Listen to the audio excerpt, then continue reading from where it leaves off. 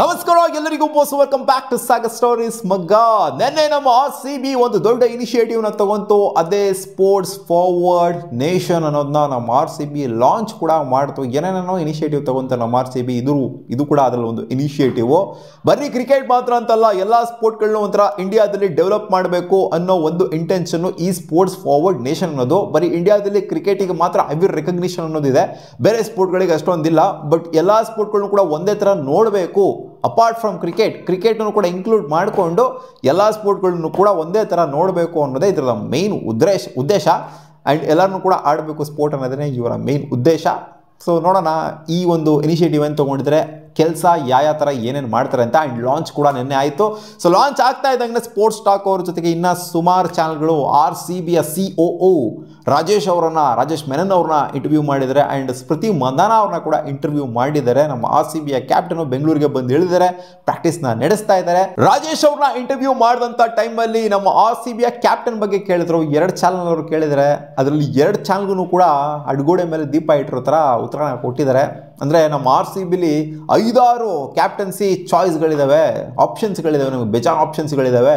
ನಾವು ಇವಾಗ ಇವ್ರನ್ನೇ ವಿರಾಟ್ ಕೊಹ್ಲಿನೇ ಕ್ಯಾಪ್ಟನ್ ಆಗಿ ಡಿಕ್ಲೇರ್ ಮಾಡ್ತೀವಿ. ವಿರಾಟ್ ಕೊಹ್ಲಿ ಅಂತಲೇ ಫುಲ್ ಕ್ವಶನ್ ಬಂದಿದ್ದು, ವಿರಾಟ್ ಕೊಹ್ಲಿನ ಕ್ಯಾಪ್ಟನ್ ಆಗಿ ಮಾಡ್ತೀರ ಅಂತಲೇ ಕ್ವಶನ್ ಬಂದಿದ್ದು. ನಾವಿನ್ನ ನಿರ್ಧಾರ ಮಾಡಿಲ್ಲ ಅಂತ ಹೇಳಿದರೆ ಹೆಂಗೆ ನಿರ್ಧಾರ ಮಾಡ್ತಾರೆ? ಅನ್ಬಾಕ್ಸ್ ಇವೆಂಟಲ್ಲಿ ಥ್ರಿಲ್ಲಿರಬೇಕಲ್ಲ ಯಾರು ಕ್ಯಾಪ್ಟನು ಅಂತ, ಆ ಒಂದು ಸಸ್ಪೆನ್ಸ್ ಮೇಂಟೈನ್ ಮಾಡಿರ್ಬೇಕಲ್ಲ. ಮುಂಚೆನೇ ಗೊತ್ತಾಗ್ಬಿಡ್ತು ಅಂತ ಅಂದಲ್ಲಿ ಸಸ್ಪೆನ್ಸ್ ಇರುತ್ತಾ, ಏನು ಥ್ರಿಲ್ ಇರುತ್ತಾ? ಅನ್ಬಾಕ್ಸ್ ಇವೆಂಟ್ಗೆ ಯಾರು ಬರ್ತಾರೆ ಮಗನಲ್ಲಿ? ಅನ್ಬಾಕ್ಸ್ ಇವೆಂಟಲ್ಲೇ ಅನೌನ್ಸ್ ಮಾಡಿದ್ವಿ, ಇಲ್ಲಿ ಶಾರ್ಟ್ಲಿ ಅನೌನ್ಸ್ ಅಂತ ಹೇಳಿದ್ರೆ ಆ ಶಾರ್ಟ್ಲಿ ಗೀಟ್ಲಿ ಎಲ್ಲ ಬರೋದಿಲ್ಲ ಗೊತ್ತು ನಮಗೆ. ಅನ್ಬಾಕ್ಸ್ ಇವೆಂಟಲ್ಲೇ ಅದು ಗ್ರ್ಯಾಂಡಾಗಿ ಬರೋವಂಥದ್ದು ಹೆಸರು. ಸೊ ಎಲ್ಲರಿಗೂ ಗೊತ್ತಾಗಿದೆ. ಬಟ್ ಅವರೇ ಹೇಳ್ತಾ ಇದ್ದಾರೆ ಒಳಗಡೆ ಚರ್ಚೆ ಮಾಡ್ತಿದ್ದೀವಿ, ಇನ್ನೂ ಕ್ಲಾರಿಟಿಗೆ ಬಂದಿಲ್ಲ, ಕ್ಲಾರಿಟಿ ಬಂದಮೇಲೆ ನಾವು ತಿಳಿಸ್ತೀವಿ ಶಾರ್ಟ್ಲಿ ಅಂತ ಹೇಳಿದ್ದಾರೆ. ಬಟ್ ಕ್ಲಾರಿಟಿಗೆ ಬಂದಿರ್ತಾರೆ, ಎಲ್ಲನೂ ಕೂಡ ಆಗಿರುತ್ತೆ. ಬಟ್ ಈಚೆ ಕಡೆ ಬಿಟ್ಕೊಂಡು ಕೊಡ್ತಿಲ್ಲ. ಏನಕ್ಕೆ ಅಂತಂದರೆ ಅನ್ಬಾಕ್ಸ್ ಇವೆಂಟ್ ಅನ್ನೋದು ಇರೋದ್ರಿಂದ. ಅನ್ಬಾಕ್ಸ್ ಇವೆಂಟ್ ಇಲ್ಲ ಅಂತಂದರೆ RCBಯ ಕ್ಯಾಪ್ಟನ್ನು ಇಷ್ಟೊತ್ತಿಗಾಗಲೇ ಅನೌನ್ಸ್ ಆಗ್ಬೋದಾಗಿತ್ತು, ಅಥವಾ ಇನ್ನು ಸ್ವಲ್ಪ ದಿನದಲ್ಲೇ ಅನೌನ್ಸ್ ಆಗ್ತಾ ಇದ್ರು. ಬಟ್ ಅನ್ಬಾಕ್ಸ್ ಇವೆಂಟಲ್ಲೇ ಅನೌನ್ಸ್ ಮಾಡಬೇಕು ಅಂತ ಆ ಒಂದು ಹೋಲ್ಡ್ನ ಇವರು ಇಟ್ಕೊಂಡಿದ್ದಾರೆ ಅಷ್ಟೇ. ನಮಗ ಕ್ಲಾರಿಟಿ ಅಂತೂ ಕೊಡ್ತಾನೆ ಇಲ್ಲ, ಯಾರೂ ಕೊಡ್ತಾ ಇಲ್ಲ. ಸ್ವಲ್ಪ ದಿನಗಳ ಹಿಂದೆ, ಅಂದರೆ ಸ್ವಲ್ಪ ತಿಂಗಳುಗಳ ಹಿಂದೆ ಆ್ಯಂಡಿ ಫ್ಲವರ್ಸ್ ಅವರು ಹೇಳಿದರು ವಿರಾಟ್ ಕೊಹ್ಲಿಗೆ ಕ್ಯಾಪ್ಟನ್ಸಿ ಕೊಡೋ ಸಾಧ್ಯತೆ ಇದೆ ಅಂತ. ಅವಾಗ ಈ ಕಡೆ ಮೋಬೋ ಬ್ಯಾಟ್ ಬಂದ್ಬಿಟ್ಟು ಸ್ವಲ್ಪ ಮುಚ್ಚಾಪಾನೇನೋ ನಾವೇನೋ ಇನ್ನೂ ಡಿಸೈಡ್ ಮಾಡಿಲ್ಲ ಅಂತ ಕೊಟ್ಟರು ಸ್ಟೇಟ್ಮೆಂಟ್ನ. ಇವರು ಕೂಡ ನಾವೇನು ಇನ್ನೂ ಡಿಸೈಡ್ ಮಾಡಿಲ್ಲ ಅಂತ ಹೇಳ್ತಾ ಇದ್ದಾರೆ. ಸೊ ಎಲ್ಲರೂ ಕ್ಲಾರಿಟಿ ಅನ್ನೋದು ಸಿಕ್ಕಿದೆ ಮುಂಚೆನೇ, ಆಪ್ಷನ್ಗಿನ ಮುಂಚೆನೇ ಹಂಗೆ ನೋಡೋಕೆ ಹೋಯ್ತು, ಕ್ಲಾರಿಟಿ ಅನ್ನೋದು ಸಿಕ್ಕಿತ್ತು. ಸೊ ವಿರಾಟ್ ಕೊಹ್ಲಿ ನನ್ನ ಪ್ರಕಾರ ಕ್ಯಾಪ್ಟನ್ ಆಗಿರ್ತಾರೆ. ಆ್ಯಂಡ್ ಸ್ಮೃತಿ ಮಂದನ ಅವ್ರಿಗೂ ಕೂಡ ಬಿಡಲಿಲ್ಲ. ಸ್ಮೃತಿ ಮಂದನ ಅವ್ರಿಗೂ ಕೂಡ ಈ ಕ್ವಶನ್ ಕೇಳ್ತಾರೆ, RCBಯ ಕ್ಯಾಪ್ಟನ್ ಯಾರಾಗಿರ್ಬೋದು? ನೀವು ಕ್ಯಾಪ್ಟನ್ ಏನೋ ಗೊತ್ತು, RCBಯ ಕ್ಯಾಪ್ಟನ್ ಯಾರಾಗಿ ಮೆನ್ಸ್ ಟೀಮಿಗೆ ಯಾರು ಕ್ಯಾಪ್ಟನ್ ಆಗಿರ್ಬೋದು ಅಂತ ಹೇಳಿದಾಗ ಅವರು ಮ್ಯಾನೇಜ್ಮೆಂಟ್ ನಾನಲ್ಲ, ನಾನು ಬಿಟ್ಬಿಡಿ ಇವರು ಅಂತ ಎದ್ದೋಗ್ತಾರೆ ಸೈಡಿಗೆ. ರಾಜೇಶ್ ಅವರು ಇಲ್ಲಿ RCB ಆಕ್ಷನ್ ಬಗ್ಗೆ ಮಾತಾಡಿದರೆ ಏನಾಯಿತು? RCB ಆಕ್ಷನಲ್ಲಿ ಎಂತೆಂಥ ಪ್ಲೇಯರ್ಸ್ಗಳನ್ನ ತೊಗೊಂಡಿದ್ದೀವಿ, ನಮಗೆ ಸಿಕ್ಕಾಪಟ್ಟೆ ಭರವಸೆ ಇದೆ ಈ ಒಂದು ಟೀಮ್ ಮೇಲೆ, ನಮಗೆ ಏನೇನು ಬೇಕಿತ್ತು ಅದನ್ನ ಪರ್ಫೆಕ್ಟಾಗಿ ಆಕ್ಷನಲ್ಲಿ ಮಾಡ್ಕೊಂಡಿದ್ದೀವಿ. ನಾವು ಚಿನ್ನಸ್ವಾಮಿ ಸ್ಟೇಡಿಯಮಲ್ಲಿ ಯಾರ್ಯಾರು ಕೇಪಬಲ್ ಇದ್ದಾರೆ, ಎಸ್ಪೆಷಲಿ ಬೌಲರ್ಸ್ಗಳು ಸಿಕ್ಕಾಪಟ್ಟೆ ಅನಲೈಸ್ ಮಾಡಿದ್ದೀವಿ. ನಾವು ಅನಲೈಸ್ ಮಾಡಿಬಿಟ್ಟೆ ಈ ಪ್ಲೇಯರ್ಸ್ಗಳನ್ನ ಕೊಂಡ್ಕೊಂಡಿರೋದು. ಲಾಸ್ಟ್ ಟೈಮ್ ಮಾತ್ರ ಎಲ್ಲ ಮಾಡಿಲ್ಲ, ಈ ಟೈಮ್ ಸಿಕ್ಕಾಪಟ್ಟೆ ನಾವು ಯೋಚನೆ ಮಾಡಿಬಿಟ್ಟೆ ತೊಗೊಂಡಿರೋದು ಪ್ಲೇಯರ್ಸ್ಗಳನ್ನ. ಆ್ಯಂಡ್ ಸಿರಾಜ್ ಅಣ್ಣ ರಿಲೇಟೆಡ್ ಕೂಡ ಒಂದು ಕ್ವಶನ್ ಬರುತ್ತೆ, ಸಿರಾಜ್ ಬೈನ ಏನಕ್ಕೆ ಬಿಡ್ರಿ, ಅವ್ರು ನಿಮಗೆ ಪ್ರಿಫರೆನ್ಸಲ್ಲಿ ಇರಲಿಲ್ವ ಅಂತ ಕೇಳಿದಾಗ ಇದ್ರು ಬಟ್ ನಮಗೆ ಅವ್ರಿಗಿನ್ನ ಮೇನ್ ಪ್ರಿಫರೆನ್ಸ್ ಆಗಿರೋರು ಬೇರೆ ಇದ್ದರು, ಅದಕ್ಕೋಸ್ಕರ ಅವ್ರನ್ನ ತೊಗೋಬೇಕಾಗಿ ಬಂತು ನಮಗೆ. ಆ್ಯಂಡ್ ಬ್ಯಾಟರ್ಸ್ ಅಂತ ಬಂದಾಗ ಚಿನ್ನಸ್ವಾಮಿಯಲ್ಲಿ ಯಾರಿಗೆ ಹೆಚ್ಚು ಕೇಪಬಿಲಿಟಿ ಇದೆ ಪವರ್ ಹಿಟ್ಟಿಂಗ್ ಮಾಡೋದಕ್ಕೆ ಅನ್ನೋವಂಥವ್ರನ್ನೇ, ಅಂದರೆ ಬ್ಲಾಸ್ಟ್ ಮಾಡೋವಂಥವ್ರನ್ನೇ ತೊಗೊಂಡಿರೋದು. ಆ್ಯಂಡ್ ಬೌಲಿಂಗ್ ಅಂತ ಬಂದಾಗ ಚಿನ್ನಸ್ವಾಮಿಲಿ ಕೇಪಬಲ್ ಇರೋವಂಥ ಬೌಲರ್ಸ್ಗಳನ್ನೇ ತೊಗೊಂಡಿರೋದು. ಸೊ ಆಲ್ ಓವರ್ ನೋಡ್ತು ಅಂದರೆ ಸಿಕ್ಕಾಪಟ್ಟೆ ಯೋಚನೆ ಮಾಡ್ಬಿಟ್ಟು ತೊಗೊಂಡಿದ್ದೀವಿ. ನಮಗೆ ನಾವು ತೊಗೊಂಡಿರುವಂಥ ಸ್ಕ್ವಾಡ್ ಬಗ್ಗೆ ಸಿಕ್ಕಾಪಟ್ಟೆ ಭರವಸೆ ಇದೆ ಅಂತ ಹೇಳಿದ್ದಾರೆ. ಆ್ಯಂಡ್ ಸ್ಮೃತಿ ಮಂದನ ಅವರು ಸ್ವಲ್ಪ ಕೂಲ್ನ ಕಳ್ಕೊಂಡು, ಟೆಂಪರ್ನ ಕಳ್ಕೊಂಡು ಸ್ಟೇಟ್ಮೆಂಟ್ ಆಗಿ ಕೊಟ್ಟಿದ್ದಾರೆ. ನಮಗೆ ಬೇಕಾಗಿರುವಂಥದ್ದು ಈಕ್ವಲ್ ಅಮೌಂಟ್ ಆಫ್ ಸ್ಟಫಲ್ಲಿ ಆಗೋರು ಎಲ್ಲರೂ ಹೇಳ್ತಾ ಇರ್ತಾರೆ, ಈಕ್ವಲ್ ಅಮೌಂಟ್ ಆಫ್ ಸ್ಟಫ್ ಬೇಕು ವುಮೆನ್ಸ್ಗಳಿಗೆ, ಏನು ಈಕ್ವಾಲಿಟಿ ಬೇಕು, ಅವರಷ್ಟೇ ದುಡ್ಡು ಬೇಕು, ಅವರಷ್ಟೇ ಇದು ಬೇಕು, ನಮ್ಗೆ ಅವ್ರಿಗೆದ್ರೂ ಅಷ್ಟೇ ದುಡ್ಡು ಕೊಡ್ತೀರಾ, ಇವ್ರಿಗೆದ್ರೂ ಇಷ್ಟೇ ದುಡ್ಡು ಕೊಡಬೇಕು, ಅಂದರೆ ವರ್ಲ್ಡ್ ಕಪ್ನ ಅವ್ರಿಗೆದ್ರೂ ಅಷ್ಟೇ ದುಡ್ಡು ಕೊಡ್ತೀರಾ, ನಾವಿಗೆದ್ರೂ ಕೂಡ ಅಷ್ಟೇ ದುಡ್ಡು ಕೊಡಬೇಕು, ಹಂಗೆ ಹಿಂಗೆ ಅಂತೆಲ್ಲ ಜಗಳ ಮಾಡ್ತಾ ಇರ್ತಾರೆ, ಹಂಗೆ ಹಿಂಗೆ ಅಂತೆಲ್ಲ ಮಾತಾಡ್ತಿರ್ತಾರೆ.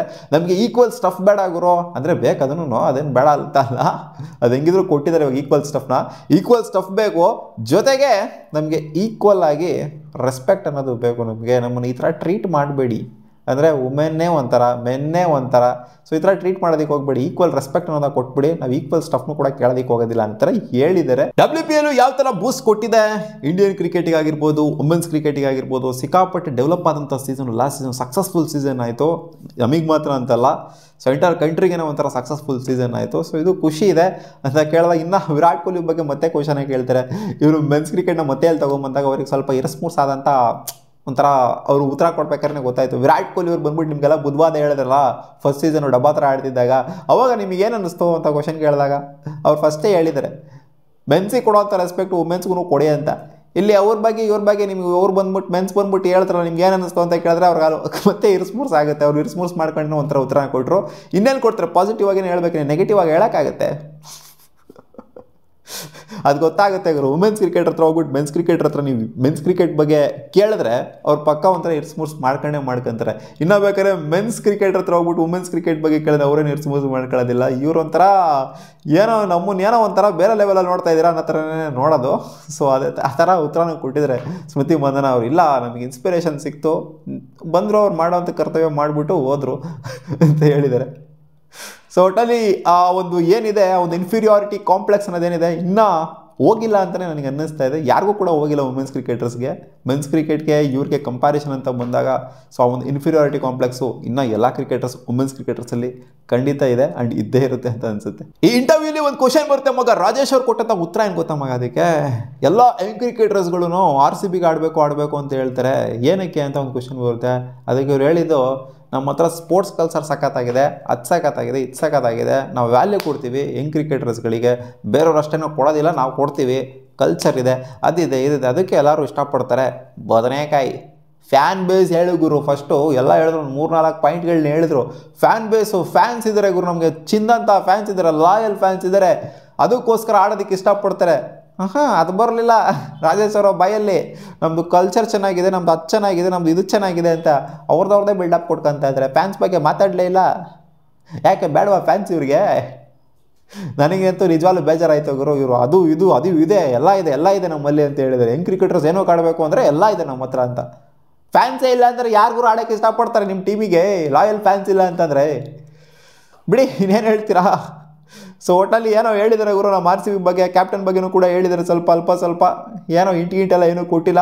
ನೋಡೋಣ ಅದೇನಾಗುತ್ತೆ ಅಂತ. ಒಟ್ಟಲ್ಲಿ ಏನೋ ಒಂದು ಇನಿಷಿಯೇಟಿವ್ನ ತೊಗೊಂಡಿದ್ದಾರೆ ಸ್ಪೋರ್ಟ್ಸ್ ಫಾರ್ವರ್ಡ್ ನೇಷನ್ ಅಂತ. ಸೊ ಗೋಯಿಂಗ್ ಫಾರ್ವರ್ಡ್ ಗೊತ್ತಾಗುತ್ತೆ ಏನು ಕೆಲಸ ಮಾಡ್ತಾರೆ ನಮ್ಮ RCB ಇದರಲ್ಲಿ ಅಂತ. ಸಿಗೋಣ ಮುಂದಿನ ವಿಡಿಯೋದಲ್ಲಿ. ಬಾ.